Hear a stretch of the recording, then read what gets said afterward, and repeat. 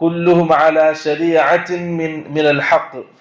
അവരെല്ലാവരും ഹക്കായ ശരീഅത്തിലായിരുന്നു, ഇസ്ലാമിലായിരുന്നു, തൗഹീദിലായിരുന്നു.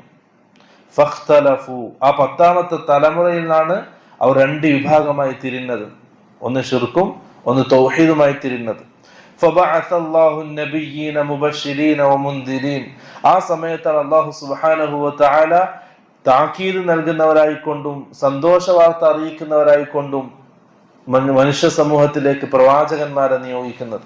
ആദ്യത്തെ റസൂൽ നൂഹ് നബി അലൈഹിസ്സലാം. നൂഹ് നബി അലൈഹിസ്സലാം വന്നത് ആ സമൂഹം, ശിർക്ക് സംഭവിച്ച സമൂഹത്തിലേക്ക് നൂഹ് നബി അലൈഹിസ്സലാം വന്നു.